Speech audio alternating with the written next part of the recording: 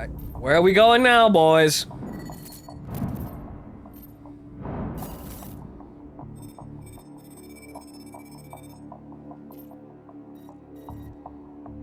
Alright, the plot. Continue tracking.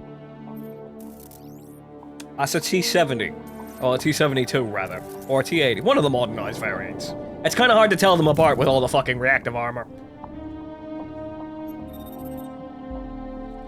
I believe it's a T-72.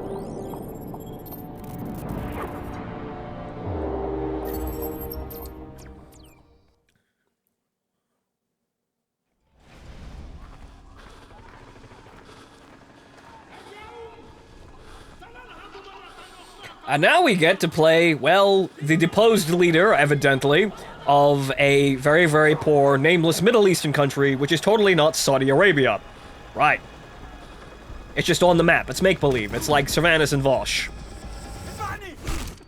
Ow! You know, if I wasn't going to be executed, I'd be mad. But obviously, since I have no plot developments for my own, well, for my own misgivings or my own doings, I'm forced to believe that I am a terrible person, and I deserve this. Oh, you see, there's the plot. Obviously, I lied. Nice BMP2.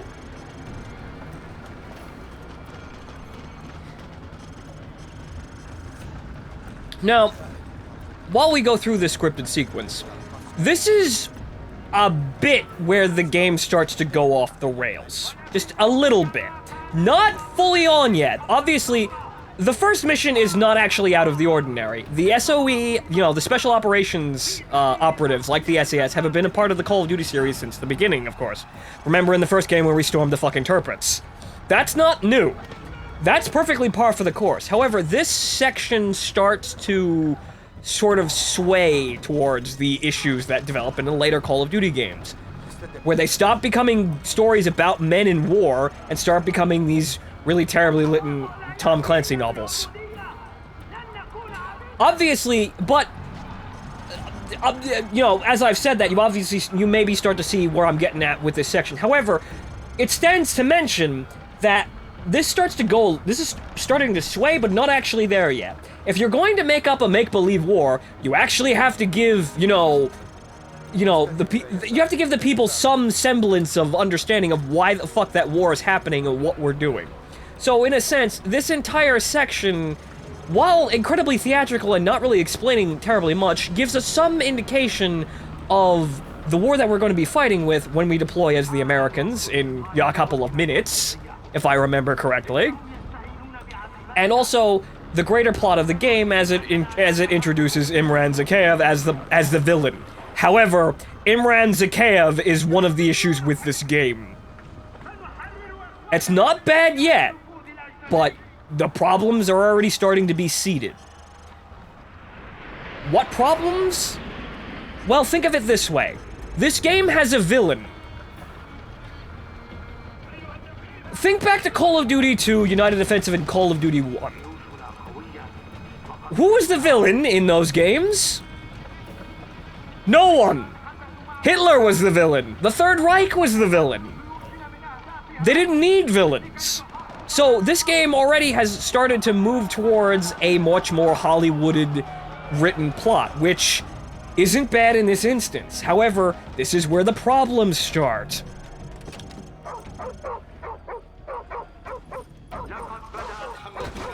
Ow. That's a very nice dog you've got there, but ow. That boot was also not, that boot was not good. Come on now. I may be a horrible dictator, apparently, but at least you can show me some respect.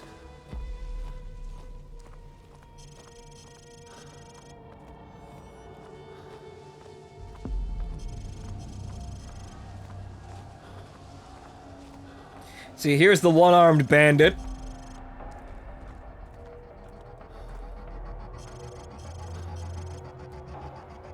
Hello, you ugly fucker.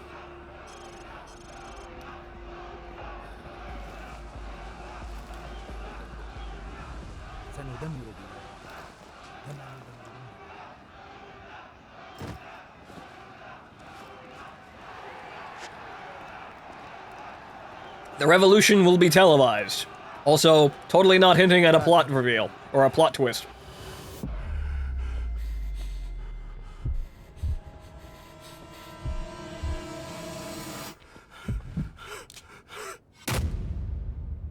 Well, at least I go to my grave knowing that I'm a plot device, but so is that guy.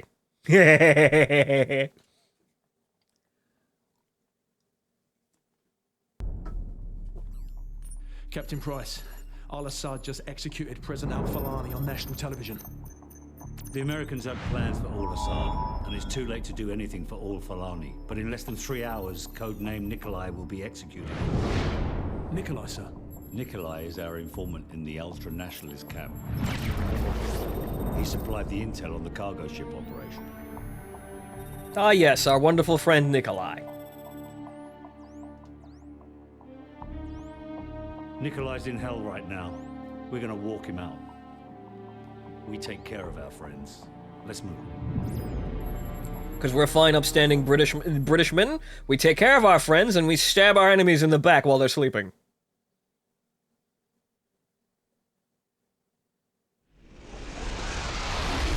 The loyalists are expecting Yo. us half a click to the north. Move out. Alright, well, Are those the good Russians or the bad Russians? Well, they won't shoot us on sight, if that's what you're asking. Yeah, well, that's good enough for me, sir. once again, can't move the same speed as my teammates. That's annoying. Weapons free. Alright. Target eliminated. I was waiting for the orders, sir. You see, I'm good at following orders. But, you know, as I said, as I was saying before, this story has a villain. Call of Duty stories didn't need to have villains. Good work. There should be a few more guard posts up ahead. Kamarov and his men will be waiting for us in a field to the north. Haha. Oh, right, the intel. I'm not gonna get all of those. I'm not even gonna remember the damn TVs. But you see, that was my first attempt at it.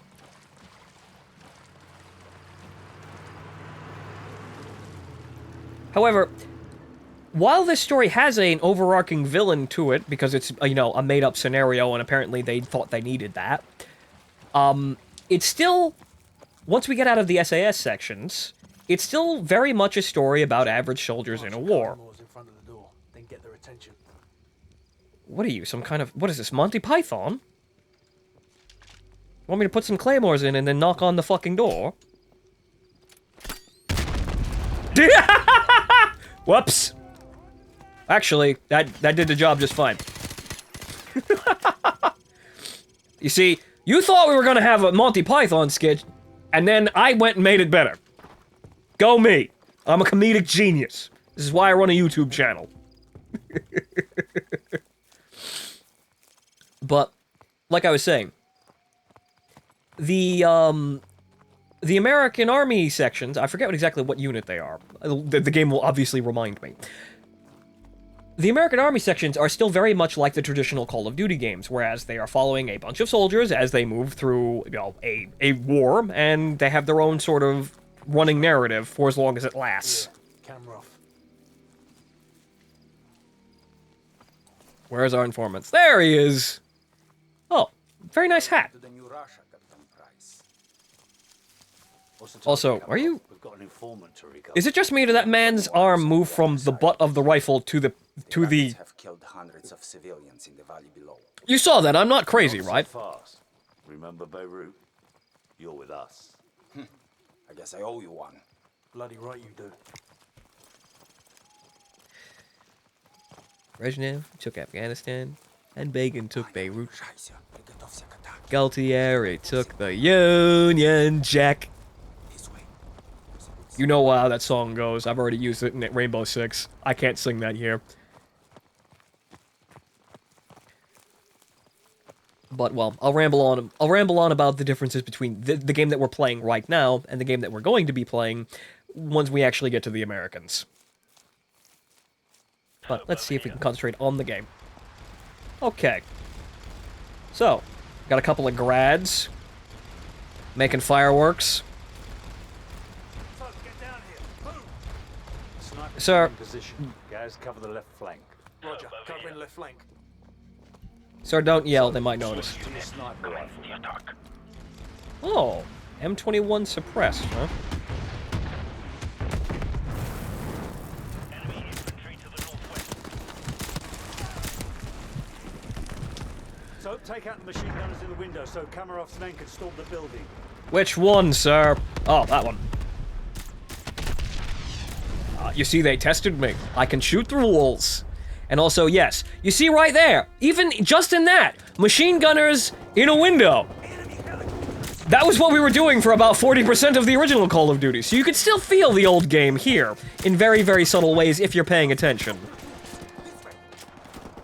Make it quick, Kamarov. I want that informant. You have nothing to worry about. We'll take out BM-21s and carve a path straight to your informant, Captain You Price. see, they are grads.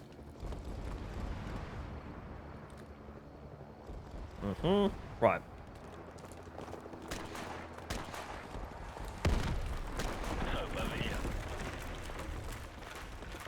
I'm here, I'm coming. Now you see, this is the thing. I may be limited by my teammates knocking open doors like that. However, they at least do it fast. At least it seems like. And once again, I'd like a walking speed, please. Also, sir, they're shooting at us. We may want to move. Is it so much to ask to have a walking pace? Troops closing in fast. Oh, I hit 4. Ow. God damn it. Boom. Ah, goal, noob tube. Did I get them all?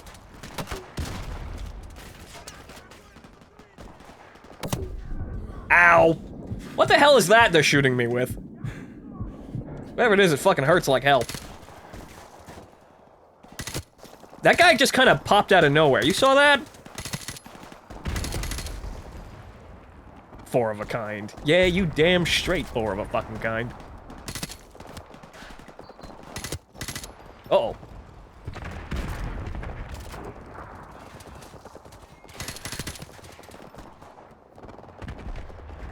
Anyone else?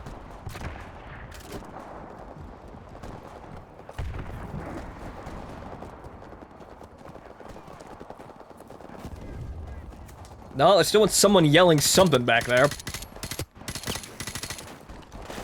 Alright, you sons of bitches.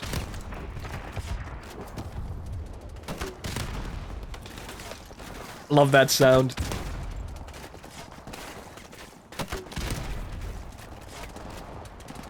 Captain Price, my men have run into heavy resistance. Help me support them from the cliffs. Heads up, Tango's up front. Running out of time. Help us.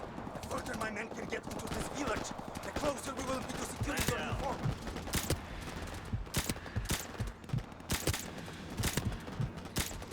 Just another average day as a modern SAS. That's a BMP too. Anyone got any heavy artillery? I mean, they've got plenty of heavy artillery down there.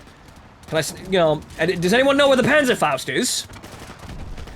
Oh, I'm sorry, wrong era. But, oh, well, someone's got it. Good. See? They can handle it.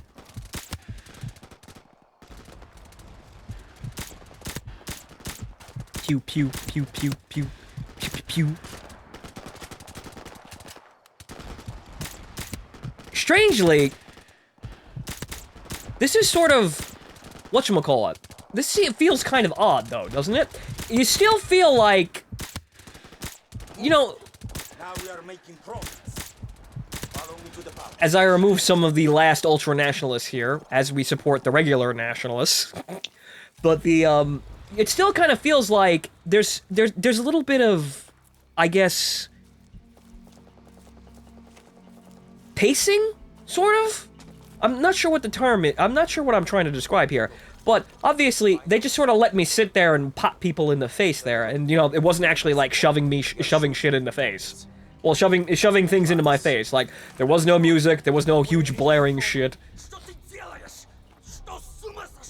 Where is he? The house! The house of the northeast end of the village! Well, that was Thank you, sir. Now go and sit in the corner. So, guys, we've got to reach that house before anything happens to the informant. Let's go.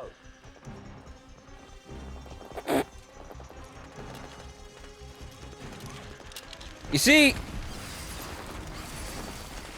your major mistake was, well, thinking that the SAS works for anyone but themselves. But now my rambling is starting to get disjointed with the game, so I'm gonna stop doing that. At least for now. So let's clear this damn village.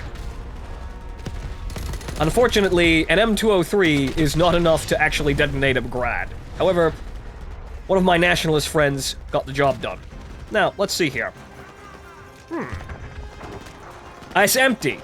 Wait, oh bullshit, there's one in it!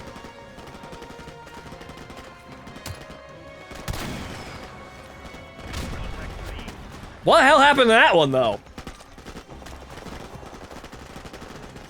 You saw that, it went into the house and then curved upwards. That was strange. Alright, then. We only got one, so we'll treat it like a Panzerfaust. Alright. Now you see the music's going now. But beforehand, it kind of just let me, you know, sort of... It kind of just stood back and let me shoot people for a moment.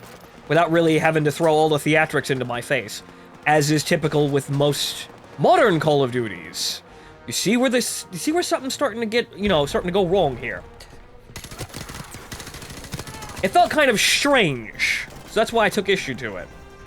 Because, once again, it still kind of feels like the older games, where they just let you know, they just let the violence stand for itself, more or less.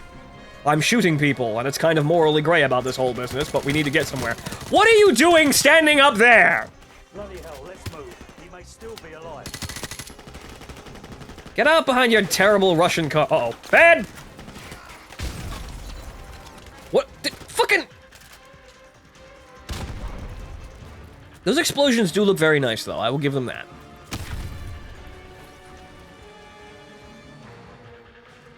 Guys, go around to the back and cover power. So, get ready. Yes, sir. It feels like I kind of... It feels like almost I should be, like, crouch walking the entire time to actually find the pace where the NPCs are.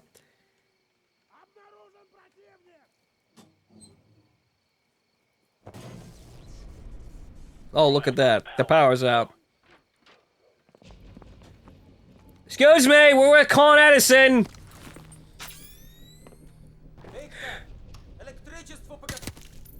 These night vision goggles make it too easy. I see, this is... They had fun with this, too.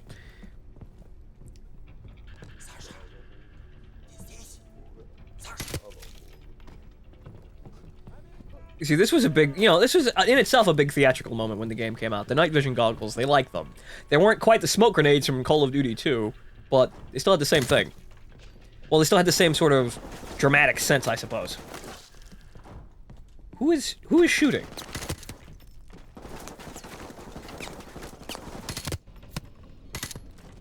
Guys, the house may be dark, but you know, if you stop for a moment and actually pay attention, it wouldn't be terribly hard to spot us. Oh. Bad. Avert your eyes! God damn it, I did it again. Ow. Ow! Ow! Motherfucker!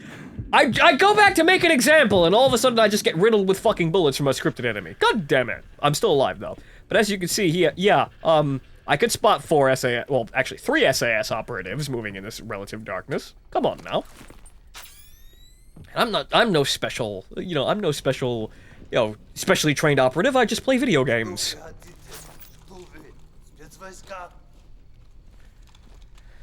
It's him. Nikolai, are you all right? Can you walk? Yes, I can still fight. Thank you for getting me out of here. That's a really bad voice. We have the package. Meet us at LZ1. Over. Bravo 6, this is Big Bird. We're on our way. Out. Let's go. It's not even dark in here. Come on now. We're going out the same way, right? Yes, yes, right, this way, right. Captain, where are you? Captain! Gaz! Oh, there you are. Where the fuck did you go?